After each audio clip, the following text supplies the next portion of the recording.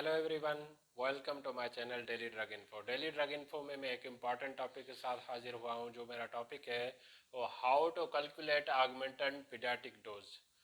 Augmentin जो suspension है उसका पीडियाट्रिक डोज जो है वो उसको कैसे कैलकुलेट किया जाता है। जितने भी मोस्टली हेल्थ वर्कर्स हैं या जो पीपल्स हैं उनको 90 अबव 95% या 99% आप कह लें, उनको ऑगमेंटन की जो पीडियाट्रिक डोज कैलकुलेशन है उसको मोस्टली वो एरर कर लेते हैं। उनको कैलकुलेशंस मोस्टली सबको नहीं आ रही होती।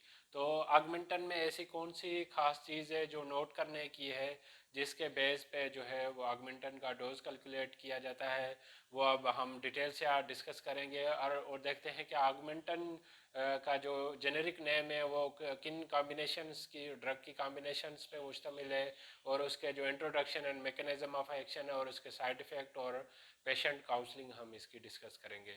अगर आपने अभी तक मेरे चैनल को सब्सक्राइब नहीं किया है तो मेरे चैनल को सब्सक्राइब कर ले, ताकि आप रूटीन बेसिस से रेगुलर बेसिस पे इंफॉर्मेटिव वीडियोस देख सकें। तो आइए शुरुआत करते हैं।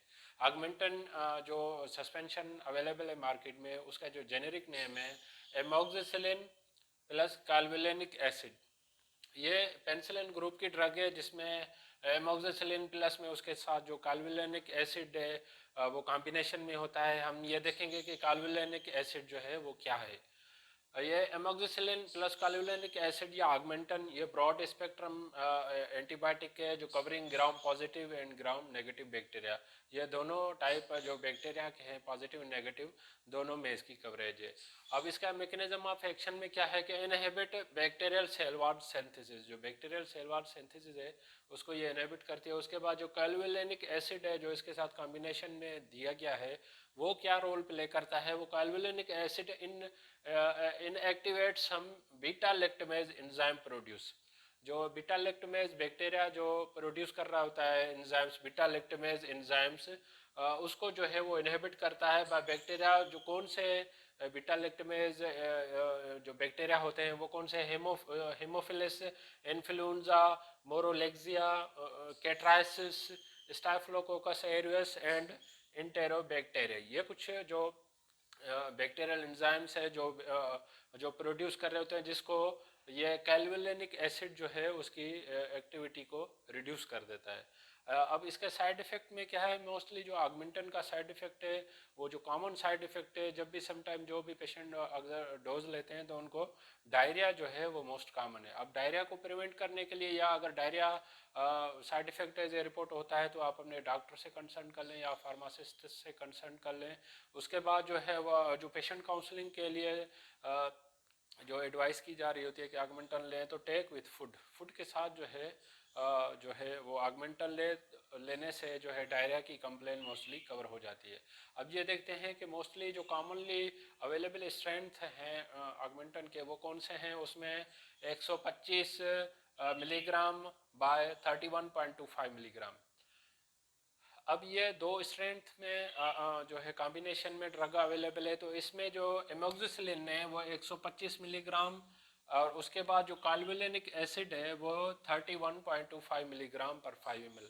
अब ये जब प्लेस करते हैं तो 156.25 मिलीग्राम की स्ट्रेंथ में अवेलेबल होता है। सेकंड जो स्ट्रेंथ कॉमनली जो अवेलेबल है 250 मिलीग्राम डिवाइडेड बाय 62.5 मिलीग्राम। अब ये प्लेस कर लेते हैं तो 312.5 मिलीग्राम या ऑगमेंटन डीएस के नाम से भी अवेलेबल है पर पॉइंट ml। अब इसमें जो नोट करने वाली बात है वो 125 मिलीग्राम और 250 मिलीग्राम ये है एमोक्सिसिलिन। इसी एमोक्सिसिलिन के एक्टिव कंपोनेंट के बेस पे ही डोज कैलकुलेट किया जाता है। जो ऑगमेंटन अवेलेबल है 156.525 एंड 312.5 मिलीग्राम ये टोटल है। इसमें जो एक्टिव जिससे डोज कैलकुलेट किया जाता है वो एमोक्सिसिलिन बेस पे डोज कैलकुलेट किया जाता है।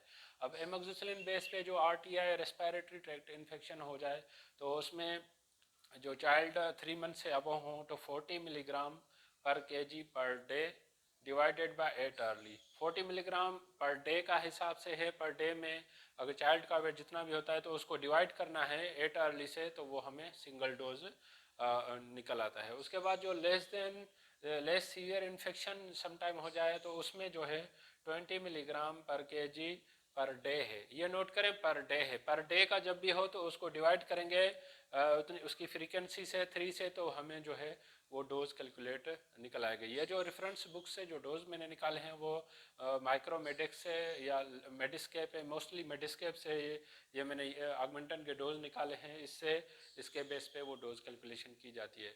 अगर इस टॉपिक से रिलेटेड अगर आपको कोई भी क्वेश्चन है तो आप मुझे कमेंट में सवाल पूछ सकते हैं, मैं आपके सवालात का जवाब दूंगा। अगर आपको मेरी वीडियो पसंद आई है तो आप इसको लाइक करें, सब्सक्राइब करें, दूसरों तक शेयर करें ताकि ये अवेयरनेस सब तक पहुंच सके। Thank you for watching daily